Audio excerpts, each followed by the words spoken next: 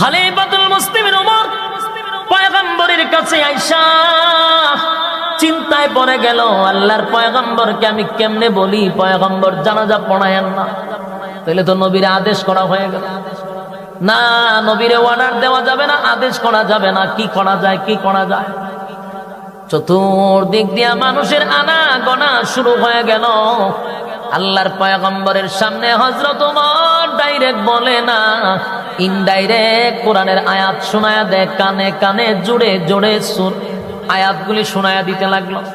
নবীজির কানে কানে গিয়া বলে, ইস্তাগফির লাহুম আও লা তাস্তাগফির লাহুম ইন তাস্তাগফির লাহুম 70 মাররাতান ফালান ইয়াগফিরাল্লাহু লাহুম যালিকা বিআন্নাহুম কাফারু বিল্লাহি ওয়া রাসূলিহি ওয়াল্লাহু লা ইয়াহদিল কওমাল ফাসিকিন।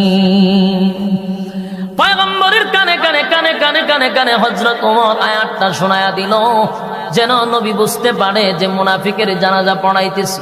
এই আয়াতটা যখন বারবার বারবার পয়গম্বরের কানের কাছে হযরত ওমর শোনায়া দিতে লাগলো, আল্লাহর নবী বলেন, ওমর রে, কি বুঝাইতে চাও আমারে, বারবার কেন আয়াতগুলি পড়তে চাও? হযরত ওমর